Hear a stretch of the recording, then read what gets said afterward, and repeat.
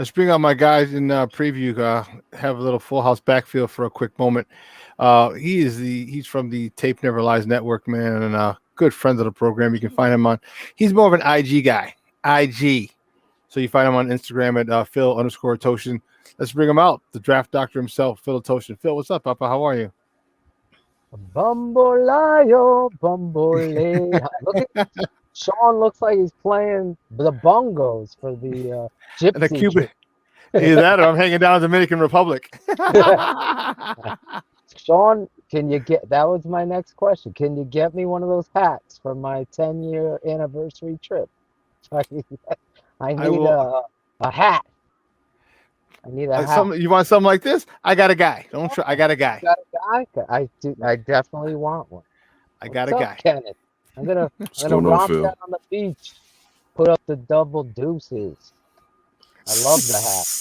Yeah, Verlissimo is stealing my thunder. I'm coming in hot because I was hoping that the HBO Max would have some forward thinking and force the Chicago Bears to be on Hard Knocks because I wanted to see how this guy, the negativity, handles a young quarterback and how he handles the locker room in and above itself. I thought Hard Knocks, Chicago Bears.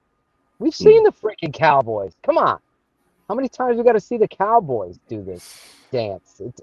It's sad, Kenneth. I really thought we'd get a behind the look. In fact, we got a little look with Nagy facing off with my boy D-Mo, David Montgomery. To their credit, the Chicago Bears let that out there. Yeah. I don't know if you guys saw it. I saw it. I saw it. Yeah, Oh, David putting the coach's feet He to put the him on fire. blast. He was like, "Hey, he goes, I want to run the damn, basically run the damn ball, coach. I want to run the ball. Can we run the damn ball?" And that's the bottom line and that's the question we all have. Now that Nagy is calling the plays again, and he's been so adamant about making that known that he's back calling the plays, is he going to run the ball? Because we saw how smooth and how efficient that offense was when it was run through David Montgomery. So now that you have a legitimate quarterback in the Red Rifle, Andy Dalton, and you have your future quarterback, the quarterback of the future, in Justin Fields, why not continue to do it the same way? So we're gonna find that out. And Dave Montgomery was trying to help him figure that out. Like, coach, we're gonna run the ball, and he said he was fired up because he got ranked at 25, and dude, there's no way he should be ranked 25. No, he shouldn't be ranked 25. And the thing is this, if David Montgomery, and we know his desire is to be great, he can't be great if you're not going to feed him. Like you have to feed. And it's just fundamental football. Like, I know you don't believe, and I'm talking about Matt Nagy, that you can show your genius through the run game, even though Cal Shanahan does it all the time, and I always say that. Dude, you have to commit to the damn run. Like, it's just – come on now. Like, and Phil, you're the first person to talk about David Montgomery being a stud. All right. I always give you props for that. You got you a nice running back. Use him. Utilize him. Listen, I hate to say this because David Montgomery's a good guy. You're supposed to use these guys up. That's how the NFL is built right now, especially on rookie contracts. I mean, and he's a 3rd round pick. You're supposed to, and he wants to be traded up for him. Yeah, dude, go out there. The kid needs 20 carries. I'll settle for 18. But like common sense, and also as I had go on this rant from Matt Nagy, you've never proven to us that you really know what you're doing offensively. You can at least do the fundamentals and then act off of the fundamentals. And of course, we're talking about play action and so on and so forth. It's just it's infuriating because to me, again, he lacks rhythm with his play calling. He lacks the setup with the play calling, and it's just I know we've been drinking the juice and enjoying ourselves, but the reality is still that guy is still in control of this team, particularly on the offense. Brother, we had Olin Kutz and Jason McKee on Keeping It 100. Dope. It's almost like you watched the show and lived it. I go, guys, I am so excited about this football team on paper. Yeah, the Eddie Goldman stuff gives me, as Cool Kennedy would say, pause.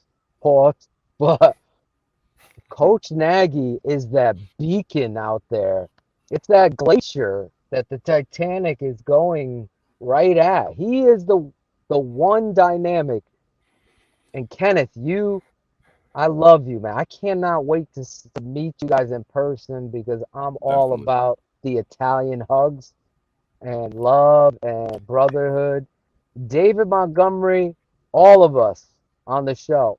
I've watched his tape. I'm out there fighting the blog boys and the narratives, and Shane talking about the 40 time, his speed on Madden.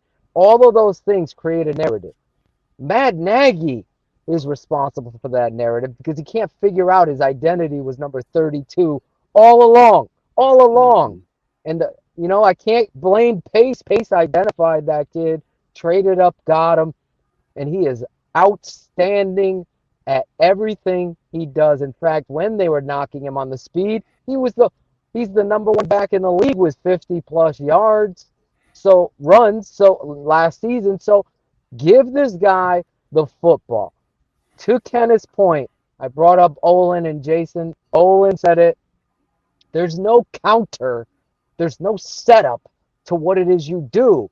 And he was giving us props for showing everybody that and the Bears fan base that you're going to have some pause with Coach Nagy. Now we got to worry. Now he's got Damian Williams. Now he's got this person. He's going to give 6 carries to David Montgomery. Is he even going to run the ball? How does he handle this stuff? That exchange to me, though, thank God David stood up for himself. He knew he was mic'd up. Yeah, he I'll did. I'll give him credit for this. And he put Coach on Front Street and said, "Listen, put me on special teams." And Coach is like, "No, you're an elite back. You're an elite back." Okay, they got me ranked 25th. That ain't elite. That's kind of putting you, Coach, on Front Street. He is And exactly put this him on Front has to Street. be changed. This has to be changed. And listen, Shawn, I gotta give you credit. Kenneth, you credit. We all see this.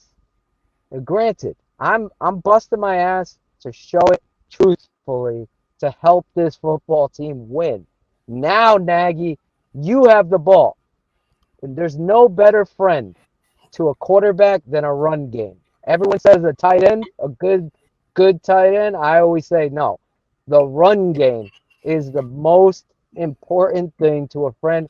Olin Kreutz, unbelievable interview. If you haven't seen it, one of my favorite of all time because we were talking about just this topic, how important that interior, that attitude, getting Jenkins, Borum, seeing Fetty, and signing a couple other guys to get in this competition, but you could see they're identifying that there was some softness to this football team. No one could speak better than that, than Olin, that they've course corrected the up front, getting tough, getting athletic, getting younger, but getting tougher players that are going to come out there and play. I mean, when Olin brings up, and I know I'm talking a lot, but when Olin brings up the players he played with, think about this. He's like, Phil, I broke the huddle. I'm 6 foot. He told us he definitely. I always thought probably played about 280. He's like, no, I He's not played at 6. 2. He's not 6 He's feet. not He's a little 6 foot. taller than that. He's Oh, not tall. well, Yeah, like I walked past him to get through the door at the score one time, and mind you, this is Slim Olin, and I'm at about 5'10". I'm about 5'10ish, if not a little bit taller, and he had about 2 inches on me easily, and it still was like, damn, this is a big ass man, right? And it was it was him and it was him and 2 other Bears. I can't even remember. But listen, I want to ask you this because I'll go ahead. I don't think it was. I don't think it was Lance Briggs. I don't think it was Lance. It could have been Lance Briggs and Anthony and Alex Brown. It could have been those 3 of them though, right? It was 3 of them, those 3 were working together, so it might. Yeah, so it could have been. It could have been them. I've never come across him, but I want to ask you this because I haven't seen the Olin interview, but I was happy. That was pretty dope when I saw that you when you were going live with it. How does he feel about Borum and Jenkins? Listen, he said it, and if you haven't seen it, he said, "Yep, the people that I trust." He's like, Phil showed me some tape. He's a true professional, and I couldn't get a read, and I'm paraphrasing his quote, because I don't have the all 22 tape of him. So my perspective on him was in questioning why he was playing right tackle. The Bears are going to move him to left tackle. And then I informed him, because he didn't know the story, and Jenkins shared it himself. His girlfriend's brother is on the team. I don't know if you guys know this. The Yeah, and girlfriend's he prefers to brother, play left. yes, so he, out of the kindness of it, being a teammate, listen, I'll play whatever position you want me. I'll play on Get the me on the right. field. I love that. I love that. So Olin's like, oh, I didn't know that. Now he's like, I have a completely different perspective on this guy. But again, the only pause I have is he agreed with Shane. Don't talk about it, be about it. And he's like, listen, the things that I've seen, the kid has the temperament that I like. So other than that, Olin really was being truthful. I go, I'll send you my video breakdown of him, because I have the all 22. We're lucky enough to have a connection that is able to give us the college tape on the Tape Never Lies network. On our patron side, we break down, and Barlissimo with me in the chat here on the Shawn and Maya show. He's there. They break down the tape. So he was like being truthful. Listen, I don't have the all 22 to give my assessment. But the last point, sorry, Kenneth, he's like, the people that I know and respect were like, Olin, this kid is legit. So, and I'm one of those people, and that, how much I wanted this guy. I mean, you guys were there in the moment where I'm chanting, let's go, Jenkins. And then give me a tackle or give me death, and then the Jenkins pick happened. I'll never forget it for the rest of my life. That was out of a movie, dude. That was literally out of a movie. It was like me, you, and Kenneth and Shane and Greg Braggs, who says hello, by the way. He's calling me before I came on. I go, I gotta go. I'm jumping on with Shawn. He's like, tell Kenneth if he doesn't remember who I am. Because the last time I don't remember Greg Braggs. You were like, on another show way back, you were like, I don't remember who Greg Braggs is. Who is? It was so I remember the first time Shawn had me on an interview. I'm not saying I didn't say it. By no means am I saying I didn't say it. Greg, don't forget anything. So Greg, I know who you are, bro. You big time people now, Ken? You big time people? Greg, how often do I like...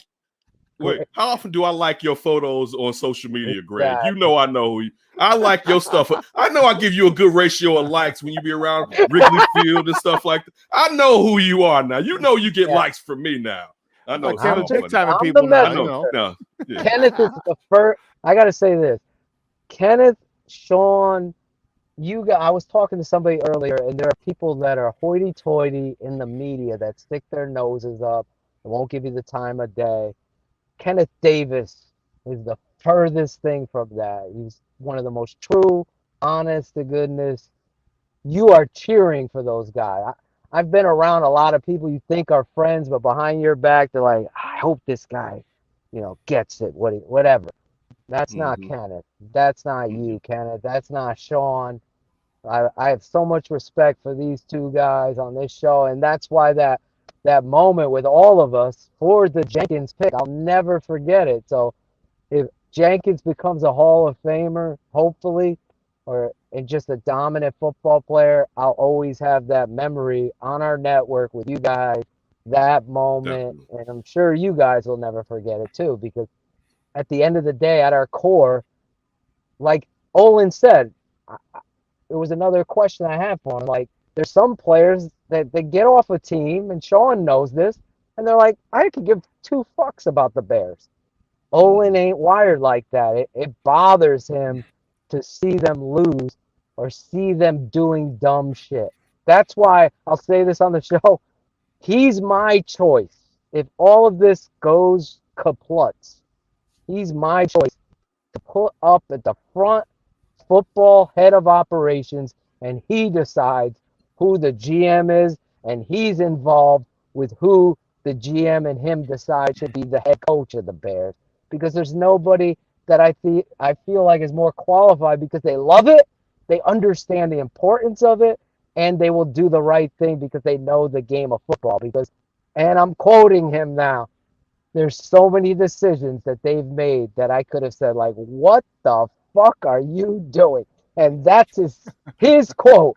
And all of us have lived that pain all throughout the world of what the Bears are doing. So there's the long answer. My only issue is this: is that he might be too blunt. Like he might be the Ozzy of the Bears because see, Ozzy Guillen is he doesn't care. He will tell you how he feels, and there's too much political bullshit that goes on that doesn't want to hear it. And that's the thing. That's why Ozzy will never get another gig in Major League Baseball because he's going to tell you how he feels. And that's why I don't think Olin will because he's going to hurt some people's feelings, or he might punch you in the face, or probably both. Well, that's the problem. Listen, you guys, if you don't know, my uncle Sam Rutigliano was the head coach of the Cleveland Browns. He told me too many of these owners and you gotta hire people that are gonna tell you the things you don't want to hear in order to get to the championship. You think Robert Kraft liked to hear what Bill Belichick had to tell him half the time? No. To get to the point where you surround yourself with people that are going to tell you the truth. Because at the end of the day, you know, and I know, Ted Phillips and all these corporate communicating mothers don't get it. They don't get that football is the priority. That's why I have the t-shirt. I wish I was wearing it today. I ordered it on my own network. Performance over politics. That is the mantra for the Chicago Bears for us. So there's nobody, to your point, that would go there and say performance number one. Has this guy ever been a head coach number one? Imagine, you're the freaking Chicago Bears, and you're hiring a guy that's a phony as a caller, a play caller with the title, and has never been a head coach on any level. I have more experience as a head coach than he has ever had. So it gets me fired up. I'm always like, Shawn, me and you texting, like, what is this guy doing? It's 4th and 1, and you got Cordero Patterson on the field, and you got David Montgomery on the bench. He is an idiot, and he gives me anxiety as I'm so excited about the football team. All of these guys do it. You know what it is, Bill? Everything. Go ahead. It's like the cloud over the Adams family's house. You know what I mean? It's always there, and he with him being there, that's that cloud. Like, you know what? We're so like we just can't break free. We can't get away from the rain because we're trying to get excited about Justin Fields. We're trying to get excited about David Montgomery. We're trying to get excited about this new track team he has in the wide receiving room, and we're like, yeah, but he's still calling the plays, and it's that 600-pound elephant and a 6,000-pound elephant in the room, like this dude. And we're gonna find out. We're gonna find out, and I hope he proves us all wrong and makes us all look stupid, and runs David Montgomery till he drops, and then actually he shouldn't too because he got him and Damian Williams, so we're more than we're connected. And you got Khalil Herbert. You got I don't know what Tariq Cohen has in the tank. I know he runs his mouth a lot and loves to run east-west, but we'll see what he has. But you got how many backs in that backfield? So two legitimate ones. And I really like this kid, Khalil Herbert. Khalil Herbert he's a little diamond. Keep an eye on him in the preseason from him and I want to see CJ Marable, the kid from Coastal Carolina. Those Shane and Bellissimo love that guy. I do too. Marable, to me, I broke him down. He's a little high, but for me, he runs very high for a shorter guy. I don't know. The kid Herbert to me is 10 times better on tape, but Maribel has that speed factor where, you know what, we need a kick returner, someone who's not afraid. I don't give a shit you run high. Dennis Gentry ran a little high, kick returner. Texas A&M's very own. There you go. And then, on paper, this football team is exciting. It's so exciting to see them. And we'll see where they go with it. Bellissimo likes him more than Tariq Cohen. So we'll see. I would always say as a coach, everybody's great in shorts and a helmet and T-shirt. let's get the pads on. Let's see who really is stepping up when that happens. And unfortunately, I left David Montgomery. That situation left, like, it gave me hope, as Gary Williams would say. I see him in the chat. Gave me hope because David speaking up, that's great. But it gave me pause because Nagy is gonna Nagy. Like, what are you talking about, coach? Like, I don't know. I've never been in an offense on any level, and I ran the run and shoot at Hofstra, Shawn. We ran at Holy Cross. The ball. You always had run games, and make sure you're going through your run game assignments. I think at Hofstra there was 9 run plays. That's it in the offense. But you ran through those 9 plays as if they were like 70. It was like a whole day of just run game, because they understood you don't throw the football if you can't run. Especially in the NFL. You can get away with that shit in college, but it ain't going to happen in the NFL. I'll tell you that for sure. You know what? At Holy Cross, and we were my first 3 years when we were dominating the East. My junior year was my best year when I was with I was behind All-American running back Jerome Fuller. He set the school record. Dude, we actually had a wishbone. We had a short yardage. We had a short yardage situation. This is how the run and shoot. And so we still have the 2 receivers out, and we can go full house. But that was the thing. That was the thing, is that we were so adjustable. I mean, so malleable. Like, okay, you know what? It's 3rd and 1. You know, we don't need a 7-yard out or this and this. I got a first team All-American, AP All-American running back. We got a kid behind him who was me, who was ready to take the mantle if once it was my time. And then we had a literally a fullback. He looked like not Loki. Who's the guy from with the diamonds, with the jewels from the Marvel? Anyway, he looked like him. I can't think of it. What's his name? The guy. The guy who beat up.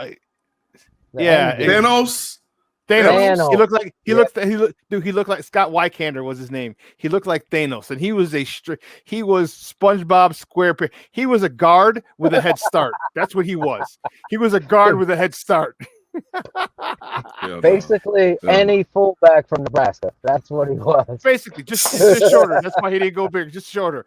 And so Tom Chacho was our first team All-American AP quarterback.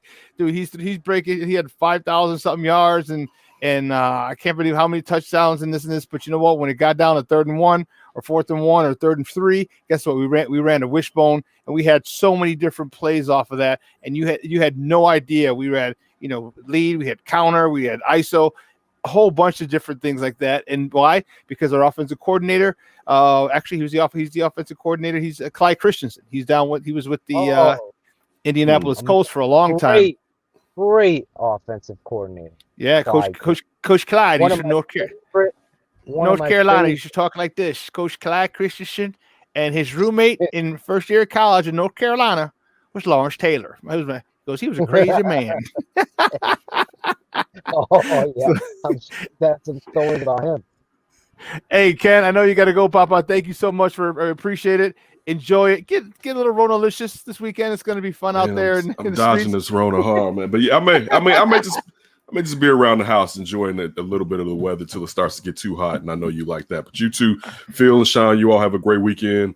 Avoid playing with fireworks. I used to be a firebug. No JPPs. Yeah, no JPPs. You want to have all your digits. And listen, balled out though with only a few digits on that hand though, right? Which is still so crazy. Look, part of the reason I have slowed down, I think I was still celebrating the 4th when he did that, but it's still part of the reason. It's just like, is it worth it for real? But yeah, I'm out. You guys have a good one, man. Take care. All right, now. Hey, too bad. Unfortunately, he can't ask anyone to pull his finger, so that's unfortunate for him. Hey, listen, we gotta take a quick break. Did you? Hey, we gotta take a quick break. On the other side of the break, you know what it is—a 2-pack set with me, my guy right here, Phil Toshin, and your boy. So don't go anywhere. Keep it locked right here, Shawn and Maya in the morning on Sports Zone Chicago. AutomotiveMap.com presents the Sports Flash on the Sports Zone Chicago. The Milwaukee Brewers have won 9 consecutive games. They continue to roll along. Last night at Pittsburgh, 7-2 the final. Corbin Burns struck out 5 over a career-high 7 1/3. The Brewers with a 6.5-game lead ahead of the Cubs atop the NL Central. The Cubs had the day off. They open a series tonight on the road at Cincinnati. It'll be 3-1 righty Alec Mills starting against 1-4 right-hander Sonny Gray. 7-3 right-hander Lance Lynn starts for the White Sox tonight at Detroit. The Tigers starting 5-4 righty Casey Mize. Last night the Sox with an 8-5 win over Minnesota. 9 strikeouts for Carlos Rodon over 5 innings. Chicago with a 5-game lead atop the American League Central over Cleveland. Zach Collins with a tie-breaking homer in the 6th for the Sox. Download the free Score app. Lightning fast updates so you never miss a thing. It's why the Score app is one of North America's most popular sports apps. I'm Chuck Sanders. That's the Sports Flash on the Sports Zone Chicago. Blue Star Medicated Ointment gets 5-star reviews from our loyal users for fast relief of the pain and itch of almost any skin irritation. Blue Star soothes insect bites and fungal infections. It really works on the summer rashes I get every year. I had psoriasis on my elbows. Blue Star worked wonders. Amazing stuff. Smear a bit on and the itch is gone. Look for the white box with the Blue Star in the first aid section. Feel Blue Star work fast, or your money back. Want to hear something amazing? Discover matches all the cash back you earn on your credit card at the end of your first year, automatically, dollar for dollar, with no limit on how much you can earn. Extra cash? Come on, how amazing is that? In fact, it's even more amazing when you realize all the places where Discover is accepted. 99% of places in the U.S. that take credit cards. So when it comes to Discover, get used to hearing yes more often. Learn more at discover.com/yes. 2021 Nielsen Report. Limitations apply.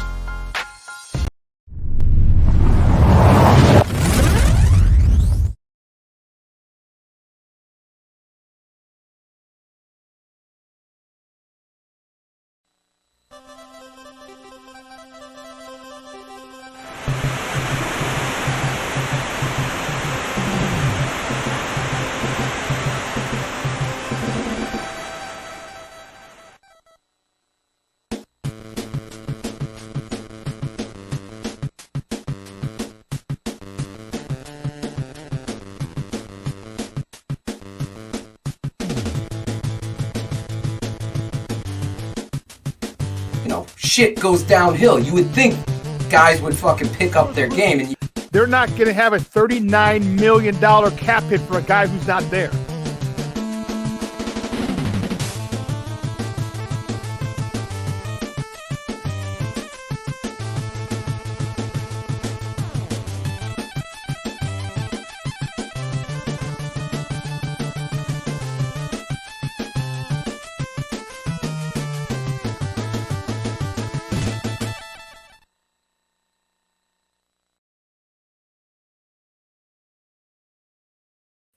Welcome back to Shawn and Maya in the morning on Sports Zone Chicago. I'm with my guy, the man, the myth, the legend himself, the draft doctor, DDP, baby, Phil Toshin. And we got a lot of Bears to talk, and we've been talking Bears a little bit with our guy, Kenneth Davis, who just joined us. We just got finished with him. He was with me from the 10 to 11 o'clock hour, talking baseball, talking hockey, talking Bears with us.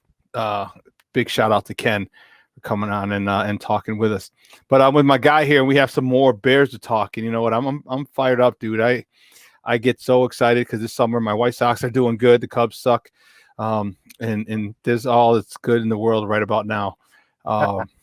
You know, it was good for I had to fake the funk and lie a little, like, oh man, I want the Cubs again. No, I want the Cubs to suck. Dude, I want them to suck so I can keep talking shit to Cub fans, and they can say, well, we won in 2016. You can do that all you want. Your Cubs suck. And you can do that all you want. 9 days. They got, what is it? 12, 15, 30 games in a row you guys lost? No, it's actually 6. But dude, I'm telling you, Phil, it's Hatfields and McCoys, dude. There have been people, there have been fights, there have been shootings, there have been murders. I'm not kidding. There have been murders over Cub Sox. over the- Murders over Cub Sox. I wouldn't go that far, Oh my goodness. but I would probably whoop somebody's ass. You keep talking shit just because I. There's definitely murders. The Cubs are always murdering the Sox. You know what I'm saying? Yeah, that's what it is. Wow. Oh, wow. Look at the time. I don't know how you guys do it. My father is a big Yankees fan, so he watches like every game. And I'm like, I played baseball. In fact, baseball probably was my best sport. I've said it before on my show. Like I had major league scouts covered. I just didn't love the game. And if I, don't love something, I'm not going to pursue that. But I don't know how, as a fan, you watch all those games. Like, that's why I love football so much, because there's only, well, now 17, but even with college football as well, I love that. But every Phil, you know game damn well you matters you watch more than one game. You'll watch this. You'll watch the early game. You watch the second game. You watch the night game. You'll watch Saturday games. You're coaching Friday or not. You know what I mean? So we watch just as much football, maybe just a little less football than baseball. And then not to mention your tape breakdown. So that's more football. So I'm like flipping the football. My wife's like, I can't even watch. There's another good point. I can't watch baseball because my wife's like, you give everything to football. I need to see you sometime. So yeah, maybe that's it. I've always felt that way. It's like, okay, baseball, catch me in August, because I've always heard, oh, they're done. And again, I'm coming from I'm not even trying to make a joke. I'm just coming, I'll be 100% honest, ignorance in the fact I don't get the season, because it's like, okay, they lost 12 games in a row. Now in August, they're back in the wild card hunt.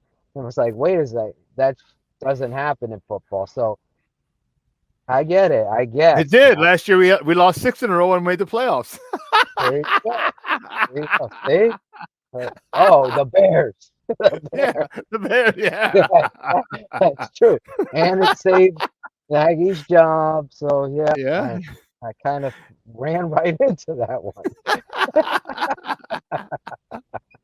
Oh man, that's crazy. I'm gonna have to come see a White Sox. I've experienced Wrigley because of Greg Braggs, brought up twice on this show. Yeah, he took me. Shout out to there. Greg Braggs. Yeah, he took me, and that was an experience. Because if you ever go into a game with him, he has a ticket, but we don't sit in the seats we bought the ticket. He knows everybody. Hey, Jerry, yeah, come on over. We're sitting with Jimmy and Jerry. Then we're sitting with this couple that he knows, and they have season tickets, and their people didn't show up, so we were sitting. Then coincidentally, their people show up, so we have that. Okay, we'll see you later. We're out of here. Yeah. We go to the next spot. So I got to see all of Wrigley that day. I have never seen the Sox Park. South Park. That's the name of it. Sox. No, it's actually called Guaranteed Rate Field. They pay them the licensing fee. We call it, but we just call it Sox Park. It's got a million names. Nobody knows what it's called. It's called Sox Park. It's called not Boys Town. That's what it's called. Is real. The rivalry is real. That really rivalry is similar to Red Sox Yankees over here on the East Coast. Oh yeah, yeah. Oh yeah, I'm telling you, there literally have been murders. It was a few years ago. It was a barbecue up in one of the northern suburbs, and two friends got into they were friends. They were friends, dude. It wasn't like some dude came, they're friends of a friend of a friend of a friend, and they showed up and they crashed the barbecue. These guys were friends, and they got into a fight, and one other one stabbed the dude. Stabbed a dude just because it started off Cub Sox. I'm like, it's not. I'm like, it's not that serious for me. Not that. I will throw down. I always say, yeah, Packer fans are bad, but Vikings fans are the worst, because they just continue to run their mouths or whatever. And it's gotten to the point where it was almost going to be a throwdown, a fight, but I've never gotten to, I'm thinking about murder. I just never. See, Vikings fans, Packer fans, yeah, we'll fight. But Vikings fans, those are the kind of guys, you know what? have you ever seen someone royalty? You know, when you see someone who's a very royal and regal, and someone says something, they look at them and they're like, and they keep walking. Like, you're so small and not important in my life. Like, I'm not even gonna give you a response to whatever you said about me, my mother, my aunt, my uncle, my brother. Like you're so far down the totem pole. I can't even hear you and walk away. Like, you'll insult someone more by looking at them and then just walking away than if you kind of got into it. That's how I feel about Vikings fans. Like, you're so far down there, dude. You're so far down. You haven't said shit. You haven't done shit since Randy Moss. Okay, that's 20-something years ago. Get the hell out of here. All right, get a football team, and then come talk to me. Yeah, there's certain people you're just like, okay. And as I was saying, buddy, as I was saying, you know, you just look at us up. Go back as I was saying, because Vikings fans are just Vikings and Lions fans like, dude, stop. No, there's no way. The Lions fans somehow have this confidence all the time, and they have an L on their new hat. I don't know if you saw that. Yeah. I'm like, that's perfect for them. You keep carrying the L's. Mm-hmm. Exactly. Your head's getting heavy with L's. Yeah, trust me, it is. That's awesome. Let's talk about our boys, man. You know, I'm excited. You know, we were talking a little bit about them earlier with Kenneth, and you know, I'm anxious, dude. I'm really anxious because we have everything here for a phenomenal season. And you know, there's one guy who's going to be the reason for it, whether it happens or not. But I don't want to talk about him because we always talk about that Jamoke, and it's Nagy. We always talk about that Jamoke. Let's talk about some other guys. Cole Kmet, talk to me about him. Do you think he's ready for a breakout season? He's been doing work over at Tight End U, and you know, he's looking huge. He's looking jacked. You know, he's hanging out. And for me, this is, I think Tight End U, I thought that was so great. You know why, Phil? Because now you're around the best of the best of the best at your position. And competition, okay, iron sharpens iron. You're around the best tight ends. Guess what? You're going to become better. You're going to learn little tricks here and there and what they do and how they do it. And now as a young guy, dude, you know, Cole Kmet, you're a 23-year-old kid, 23-year-old kid, and you're hanging out with George Kittle. You're hanging out with all pros at your position, an honor that you hope to be an all pro. And it's nothing but great things, dude. I think Cole Kmet is going to have a phenomenal season, breakout season for the Bears. You got to be excited about it. Let's start with your body is your brand in the NFL. So I always would just shake my head because, well, several things, but I'll stick to the player side of it. In regards to working on yourself is only going to improve your worth, not only to the team, but also to your career, and elongating it because you're working on your quote unquote brand. How the NFL has it structured with free agency, it just makes so much sense. So that's why when you see sloppy bodies or laziness from these players, it becomes a question of their work ethic, their integrity, not just for themselves, but you also have the responsibility for the team. And here's a guy that clearly is working on himself. Now, the next part of this goes into coaching. I would always tell my players, everybody, even in music, football, art, everybody is influenced by something. There's only 7 notes, if you think about that, in music, and there's millions of combinations. So I would tell my players, go watch football, go watch the greats, see how they influence them. If you could ever be around the greats and you're an NFL player, there might be one thing that you took away from George Kittle, as you brought up, that, holy cow, just opens up this whole other dynamic for you as a player. So to look at players getting together and kind of wearing that brand like the punters do, like this is something the NFL should think about doing universally. Remember they had the quarterback competitions down in Orlando. I used to live to watch that as a kid. That shit should be back. The passing competitions, distance, target stuff. And there he is, working alongside Kittle, a professional, a guy that has been after it and after it and after it, been an underdog on every level. There he is, working right side by side by him. So this is something that I'm excited about. Now, again, I hate to bring it back. If we look back at last season, as a Chicago Bears analyst, you remember Matt Nagy admitting very few things he did wrong. So when he does admit something that he did wrong, you kind of pay attention to it. I need to do a better job of getting Cole Kmet involved, he says, this week. And then the very next week, he doesn't get one target. Yep. So, yeah, we could talk about it. But again, it all goes. That's why I always say, okay, NBA, Major League Baseball, they can switch managers, coaches, whatever, all the time. The NFL, the coach is the most important thing because you have to lay the foundation of what it is you're going to do philosophically, but you also have to have sort of mantras that you live by, a code, ethic, your expectation, accountability. Those things have all been in question for me. Of course, the media is telling you he's got a great locker room. Yeah, it's a fucking country club. Everybody loves it. Everyone loved Mark Trestman's locker room because no discipline was going down. I want to see somebody held accountable. And to that point, speaking of tight ends, the only guy that was to what it was you were saying with Olin Kreutz that you were about was Ditka, where he was calling things into question and holding the corporate world by their toes, so to speak. So this tight end, Cole Kmet, talent, the talent is there.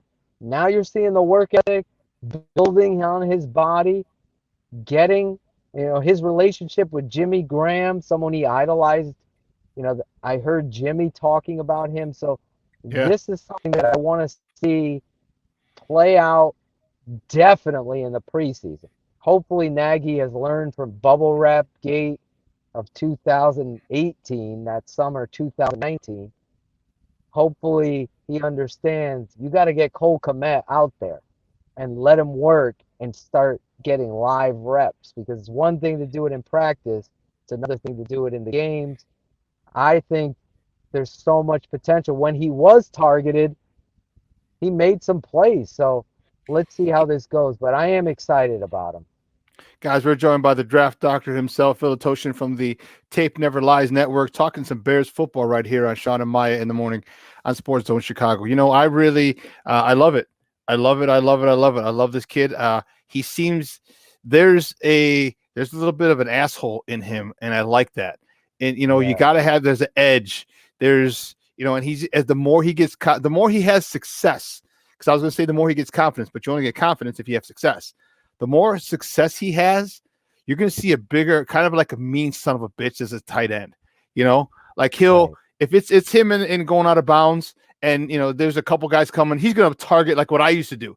If there's two guys coming and I'm going to get pushed out of bounds, I'm going to target the smallest one, and I would just run his ass over. I would spear him. I put my head down, and you're going to feel the brunt of this. And that was thanks to Walter Payton. Never die easy. The famous one when they're against San Francisco, where they're losing the game. It's over. The game's over. Basically, they had to run out the clock, and he goes and he forearms. I want to say it's Keena Turner from the 49ers, and just because the respect for the game, and I want to see that from Cole Kmet, and I think we will.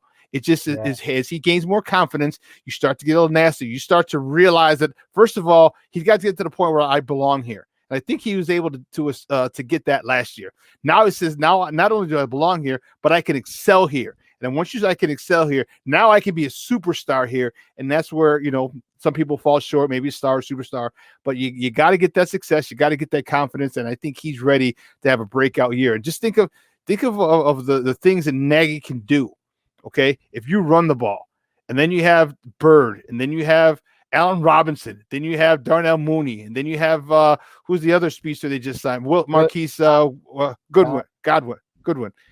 Think of all that, and then you got a tight end who can catch the ball, is going to run people over. After you just gave this guy 20 carries in the backfield, and after you threw the ball, and defenses are having to turn and run because you got a track team out there, and then you got a tight end over the middle. Dude, this thing this is built very, very well. Nagy's got to do a lot of soul searching, and Ryan Pace also has to say, hey, listen, I need you to run your offense, but it's got to be kind of like this. You better, you know what I mean? Because if we're not scoring 25, 30 points a game mid-season, something has to change. Yeah, that's been the big obvious issue with Matt Nagy. He came in here with a lot of hype. You saw him get the Coach of the Year award. But we football guys all know that should have went to Vic Fangio because of that defense and what it was doing. And the points and the offense and the offensive guru has always been pointed back to Mitch Trubisky by Coach Nagy, that arranged marriage. But now there's nowhere to hide now. Like, okay, you had Nick Foles. It didn't work out there either. Now you have, and everybody, I don't hear many people reminding the fans that Andy Dalton worked with Laser a lot. In fact, Bill Laser and DiFilippo have history with Andy. So there's got to be something here that falls on the feet of Nagy. And there's still people out there that are giving him so much rope because they believe it was all because of Mitch, and that's what they've sold this. And we know the ironic thing is that Mitch really, if you look at it, saved this guy's job here. Yep, that's what I said on here. Yeah, so it's the reality of this situation. To your point, though, there's nothing that gets a defense or gets a team more fired up and excited than a tight end and being physical and taking it out on your opponent. So this Nagy stuff you can't get away from it because it's such a big question mark. It's like that street game. You always think you're going to win with the three-card money. Yeah, three-card no pun intended. Money. Yeah. Well, he's treating David Montgomery like the ball. Like, it's disappearing all the time, like the run game. So that could be our spiel as we go for is he playing three-card money again? Because he ain't giving the ball to David. Let's see. There's no other where to go. He's the biggest question mark. I like Andy Dalton more than a lot of people do. I get an understanding of why he's trying to do it, but I not make a competition rather, because I feel like he's so embedded with his friendship with Andy Reid that he believes let's follow that same formula. But I am in the other belief of the great coaches that always say competition, competition, competition, and really ultimately I don't think the Chicago Bears are in the luxury position of doing what Andy Reid did because there is no foundation for Andy Dalton in Chicago with Matt Nagy. There's no history there for us to go by. So in my opinion, you're doing the wrong thing there as well by not opening up the competition. I can give two shits about Aaron Donald and that narrative like, oh, Justin's liable. No, if Justin's played all through preseason and beat this guy out, just like Russell Wilson did with Matt Flynn, then you roll with the rookie and you start building the franchise that way. You don't just say, I promise you this position, you're it. That's that politics again, and that's why this organization is where it is continually running uphill, trying to catch up with everybody else because the defense can only do but so much. At some point, to Shawn's point, you gotta average over 4 touchdowns or get 4 touchdowns a game. If you score 21, 24 points a game offensively, then your defense is good enough to carry you based on what I see by this football team. But they just don't do it. They score 7. They score 4. They score 2 touchdowns in a miracle. They have never averaged 21 points, let alone let's get 28 points. Imagine us scoring 28 points a game, 4 touchdowns a game. You're going to be the division winner. You're going to go deep into the playoffs because you have an offense that's consistent. That's something Matt Nagy or the Chicago Bears have never had, any consistency. And here's the thing that really bugs me, and I want to get to our next topic after this. I make this point, is that you don't realize, I don't understand if he realizes this, like you can't run Kansas City's offense. We don't have a field that allows it. We don't play, you can run it in New England. You can run it in New York, okay, because you have that field turf. If it's raining slow and sloppy, you're not going to be able to run these run the offense that you want to throw 50 times a game.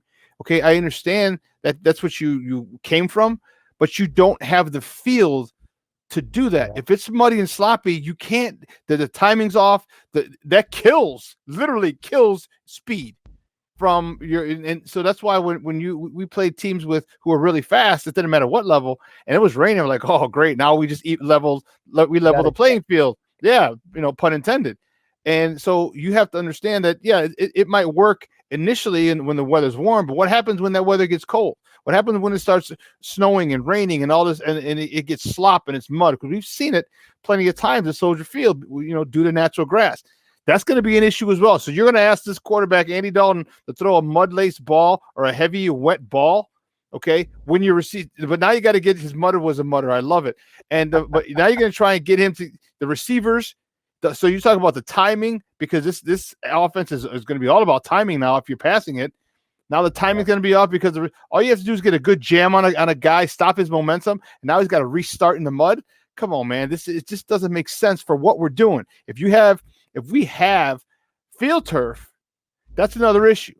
Then you know what, you have no problem. I would have no problem still trying to throw the ball and move the ball that way as well, but not here in Chicago, not when you're playing in the elements in November and December, because that's, if you need a game and you're trying to pass the ball and that ball's heavy or it's got a little extra bit of mud on it, it's just not, it's not gonna work. So he really needs to think about that.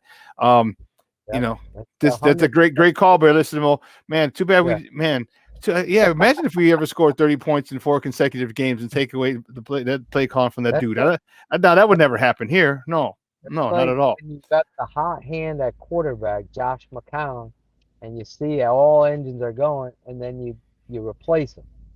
Like, as a coach, you gotta stick with what's working. If you look back that season, they went back to Cutler, and you saw what transpired.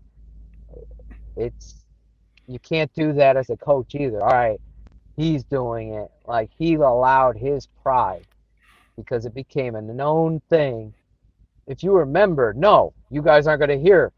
I'm going back to Nagy now. If we do decide, you're not going to know about it, right? He said that, I believe, on a Tuesday.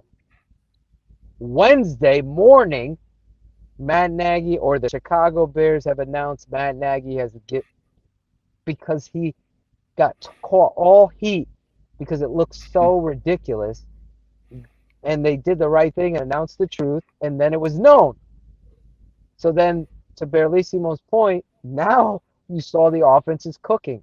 They got out of the 6-game losing streak and start winning and scoring, and then he decides to take back play calling. That's why Shawn and I have pause for this guy. And I agree with you about Shane has always said, what kind of sense does it make to have this team with Robert Quinn, Khalil Mack, even on the defense, and put them in the mud and lessen their ability to do what you sign them to do?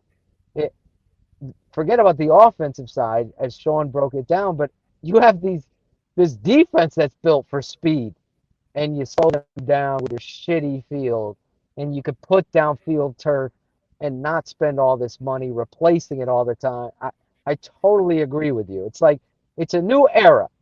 Get out of this old thing. And I talked to this and joked with Jason and Olin about the field, and they have some laughter about it because the sawdust at halftime and spraying it with green paint color, to make yeah, it like grass, right? The reality is, they love that advantage that they felt like they had.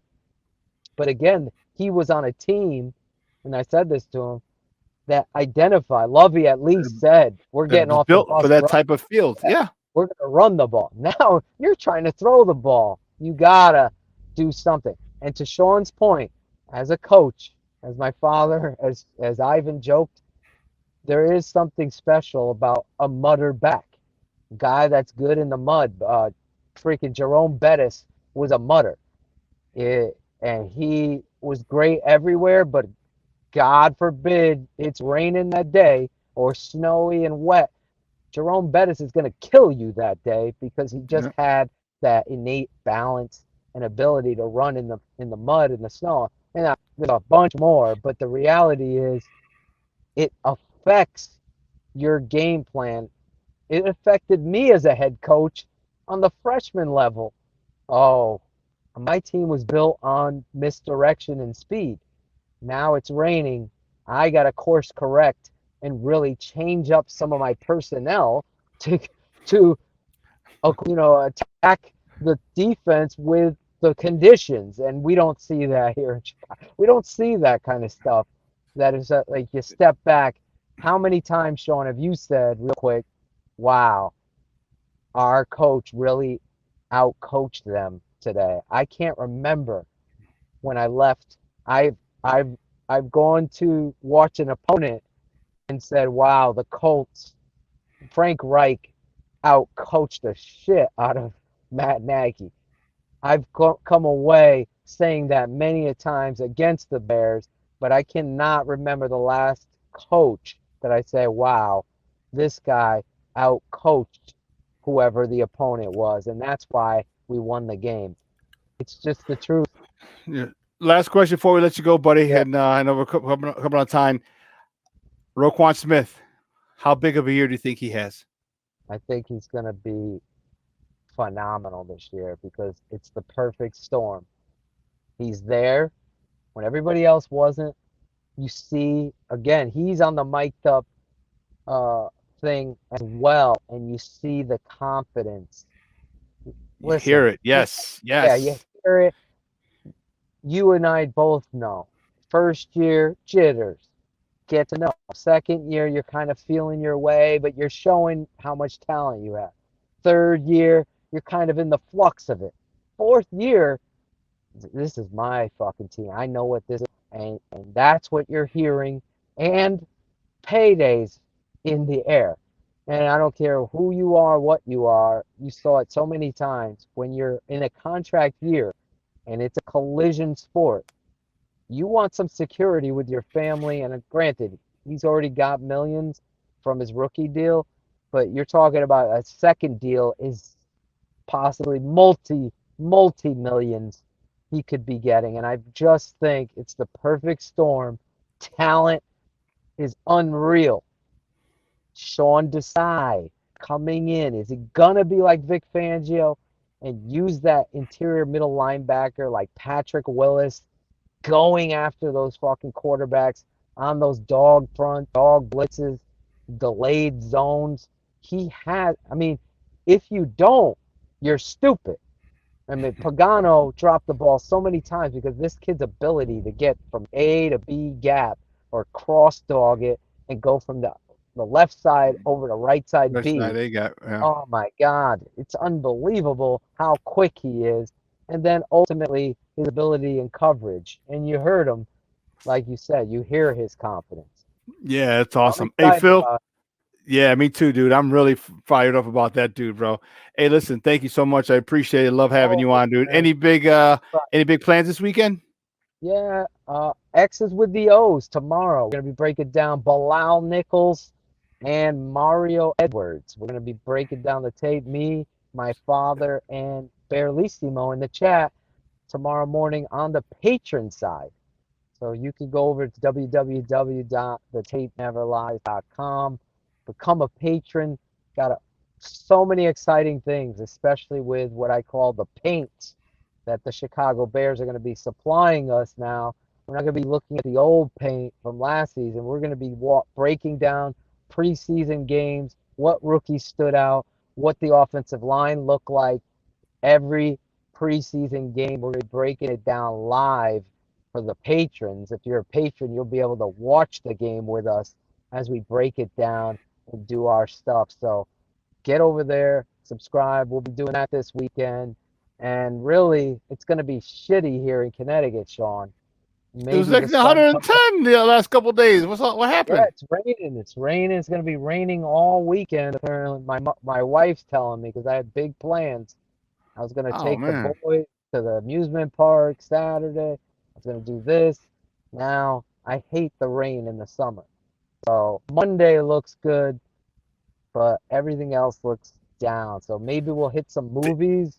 Yeah, Fast 9. Fast 9 just came out this week or last weekend. I'm not a big fan of those movies. Do you like No, those? I do. I loved it. I loved it. And then I heard the backstory because The Rock's not on it anymore. So the backstory is I got a guy who's connected out there, and his egos. Vin Diesel didn't like. Really? He didn't get along with The Rock, and The Rock, The Rock's an alpha, dude. He's a, see, Vin Diesel. He's one of those guys. Like I see him, and we had this funny conversation at CrossFit where you talk about where people, they're like, not that they're frail, but when you get around alpha males, okay. Yeah. They get their personality, and that's in my mind too, can engulf you, can envelop you. Like if you're not careful, like you got to have a big enough alpha mentality and alpha attitude to deal with this guy's alpha mentality. And The Rock's 6'5", dude. Vin Diesel's about my height. He's about 5'10", 5'11". That's a big disparity. And then The Rock's huge too, and his whole persona. Yeah, they didn't get along on set, dude. He's the. I found this out. It's Cristiano, whatever, the soccer player. Ronaldo? And then Ronaldo, Cristiano, whatever his name is. Cristiano Ronaldo. I don't know the soccer. But The Rock is second in regards to how popular they are in social media following. So The Rock has like 246 million followers. That's how powerful this guy. Everything he touches is gold. His little TV show about Young Rock. My sons love it. They love The Rock. Anything he touches. Who thought that Robin Williams? What is it? Jumanji. You could do another one with The Rock. Yeah. And it was #1 at the box office. The guy's got a lot of power. I'm excited to see 12 Orphans. I don't know if you saw that. No preview. What's that about? Dude, this is a true story back in the I want to say 20s or 40s about this orphanage of young, troubled teens or whatever it is. Football. It's a football movie. This guy, but by one of I think it's Owen Wilson, the dark-haired Wilson brother. Mm-hmm. Well, that's the one with the crazy. They're not the one with the crazy nose. It's the younger one. Yeah, the one with the darker hair. He's the head coach that comes to town, and it's a true story where these orphan kids are high school. He puts together a high school football team to compete against in Texas. So the story takes place in Texas. You got to check it out. I'm gonna go see that this weekend. 12 orphans. 12 orphans. I'm not getting any kickback from this, but it looks like a great football movie. So everybody enjoy their fourth. So I found out the Young Rock. I didn't realize that a buddy of mine from college went to high school with him because he in the show. I can't believe it. I know. I was hurt. I was hurt when I just read that. I can't believe that. So he went to Freedom High School. If you remember, if you saw the show, he went to Freedom. They showed Freedom High School. One of my best friends was a middle linebacker. He's like a parade honorable mention All-American, and he lives out in California. Like, dude, You didn't know you played football with the Rock in high school? He's like, he's too young. I was like, dude, what the hell? What the? I was so because I remember the name Freedom, and the way he would talk. He's like, I'm from Freedom. I'm from Freedom Pa. I'm like, what the hell's Freedom Pa? And I was like, Freedom. But and then when I saw it on the show, I was like, oh shit, Marcus went to school with that dude. And he never said anything. What the hell? So yeah, that's crazy. I'm going to Michigan this weekend. I'm looking over here, dude. It's gonna be 90 Saturday, 90 Sunday, 90 Monday. It's gonna be it's a little cool here today. It's only gonna be 70 here today, but tomorrow we turn the heat up. So thank you for the heat that you guys had. You must have passed it back this way because I'm gonna enjoy the hell out of it. In Italian Shawn's coming out. I'm gonna be I'll be on the beach. I'm gonna be on my beach with beach everything, man. I was gonna have my marble sack and dental floss. That's all I'm wearing on the beach. Hey, great stuff, Papa. I will see you. We'll talk next week. All right now. Oh man, hey, that was awesome.